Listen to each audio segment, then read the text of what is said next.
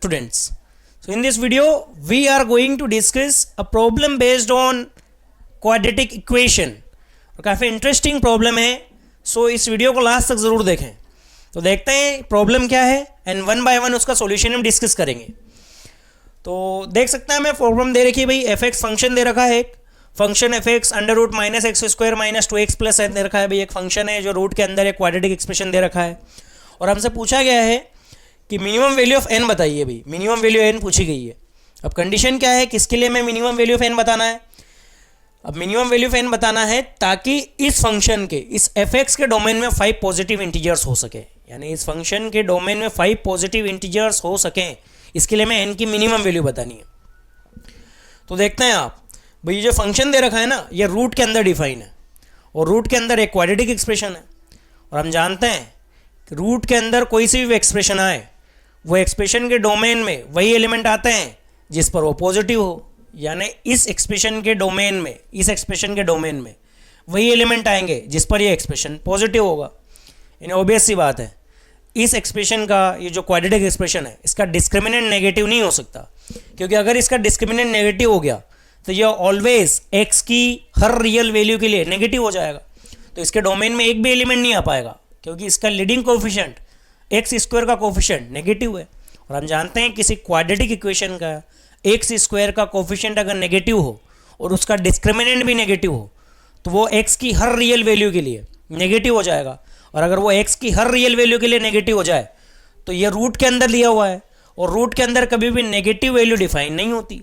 इसलिए अगर हम चाहते हैं कि भाई इसके डोमेन में 5 पॉजिटिव इंटीजर्स आए, यानी इनका कहने का मतलब ये है कि 5 पॉजिटिव इंटीजर्स ऐसे हों जिन पर एफ एक्स पॉजिटिव हो. 5 पॉजिटिव इंटीजर्स ऐसे हो जिन पर एफ एक्स पॉजिटिव आए. तो ये हमसे ये कहना चाहते हैं कि भाई इसका जो ग्राफ बने, जो अंदर वाला एक्सप्रेशन है, अंदर वाला एक्सप्रेशन, इसका जो ग्राफ बने. अब एक चीज़ और ऑब्जर्व कर सकते हैं यहाँ से हम कि ये पर्टिकुलर जो क्वाड्रेटिक एक्सप्रेशन है, इसका वर्टेक्स जो है, इसका वर्टेक्स -1 पर आ रहा है भाई. डिफ्रेंशिएट करके हम देख सकते हैं. इसको डिफ्रेंशिएट करें अगर हम तो आ जाएगा -2x -2 इज इक्वल टू 0. तो x की वैल्यू आ जाएगी -1, यानी -1 पर इसका वर्टेक्स आ रहा है. तो अगर -1 पर इसका वर्टेक्स आ रहा है और हम चाहते हैं इसके डोमेन में 5 पॉजिटिव इंटीजर्स हो, तो इसके 2 रियल रूट होने जरूरी हैं और इसका एक रूट -1 से छोटा होगा.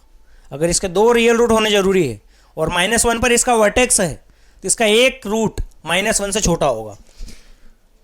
-1 इस पर एक, इसका वर्टेक्स यहाँ पर कहीं पर आएगा और अगर इसका वर्टेक्स यहाँ आ रहा है तो इसका एक रियल रूट -1 से छोटा आएगा. और ये जो पॉजिटिव इंटीजर्स हैं ये आ जाएंगे 1 2 3 4 एंड 5.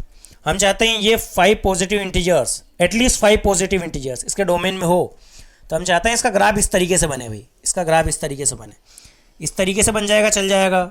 इस तरीके से बन जाएगा, चल जाएगा भाई. क्योंकि देखो 1 पर ये फंक्शन पॉजिटिव आ गया तो डोमेन में आ जाएगा. 2 पर फंक्शन पॉजिटिव आ गया, डोमेन में आ जाएगा.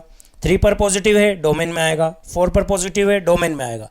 और 5 पर 0 आ जाएगा तो भी, क्योंकि ये 0 हो जाएगा तो भी ये इसके डोमेन में ही रहेगा क्योंकि रूट के अंदर 0 डिफाइन होता है.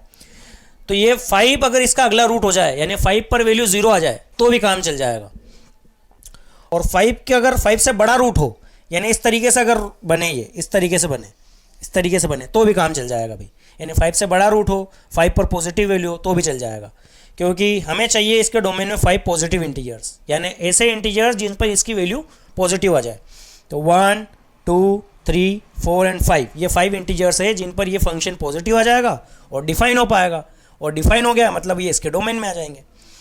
तो सबसे पहली बात, हमें इसके 2 रियल रूट के लिए कंडीशन लिखनी पड़ेगी कि इसके 2 रियल रूट तो हो, तो उसके लिए हमें इसका डिस्क्रिमिनेंट पॉजिटिव बनाना पड़ेगा. तो इसका अगर हम डिस्क्रिमिनेंट देखें तो इसका डिस्क्रिमिनेंट आ जाएगा -2 का whole square -4 into -1 into n, b² -4ac. ये ऑलवेज ग्रेटर देन 0 होना पड़ेगा इसे, तभी जाकर इसके 2 डिफरेंट रियल रूट्स हो पाएंगे. तो अगर हम यहाँ से सॉल्व करें इसको तो आ जाएगा 4 + 4n ग्रेटर इक्वल देन 0. तो n की जो वैल्यू आएगी वो ग्रेटर इक्वल देन -1 आ जाएगी भाई. n की वैल्यू ग्रेटर इक्वल देन नहीं आ पाएगा, ग्रेटर देन -1, यानी n की वैल्यू -1 से बड़ी होगी तभी इसके 2 रियल रूट हो पाएंगे. तो इससे तो केवल ये हुआ कि भाई इसके 2 रियल रूट होंगे, पर हमें चाहिए कि इसके डोमेन में 5 पॉजिटिव इंटीजर्स हो. तो इसके लिए हमें ये बताना पड़ेगा कि इसका जो अगला रूट है भाई, इसके दो रूट आएंगे, एक तो -1 से छोटा आएगा और दूसरा जो सेकंड रूट आएगा वो 5 या 5 से बड़ा आना चाहिए, यानी 5 पर वैल्यू या तो 0 आए या तो 0 से बड़ी आए। तो अगर हम ये कंडीशन अप्लाई कर देते हैं तो डेफिनेटली ये 5 पॉजिटिव इंटीजर्स इसके डोमेन में आ जाएंगे। तो हम इस एक्सप्रेशन के लिए 5 पर वैल्यू 0 या 0 से बड़ी कर देते हैं। तो इसमें पुट कर देंगे भाई, आ जाएगा -5 स्क्वायर -2 इंटू 5 प्लस n। भाई 5 पर वैल्यू इसकी 0 या 0 से बड़ी आनी चाहिए, तभी जाकर ये 5 पॉजिटिव इंटीजर्स इसके डोमेन में आ पाएंगे। तो यहाँ से ये एक्सप्रेशन कैलकुलेट कर लेते हैं, जाएगा -25 -10 plus n greater equal than 0। तो जाएगा -35 plus n greater equal than 0। तो n की वैल्यू यहाँ से आ जाएगी 35, n की वैल्यू ग्रेटर इक्वल देन 35, यानी n की वैल्यू 35 या 35 से बड़ी होगी तब जाकर इसका नेक्स्ट रूट 5 या 5 से बड़ा आ पाएगा, और जब यह 5 या 5 से बड़ा हो पाएगा तभी जाकर इसकी ये जो 5 पॉजिटिव इंटीजर्स है इसके डोमेन में आ पाएंगे। तो हमें अगर n की मिनिमम वैल्यू पूछी गई है तो n की जो मिनिमम वैल्यू आएगी वो आ जाएगी 35, क्योंकि n की वैल्यू 35 या 35 से बड़ी आएगी तो मिनिमम तो 35 ही हो सकती है। So the answer of this particular question is 35. I hope कि आपको ये सॉल्यूशन क्लियर हुआ होगा।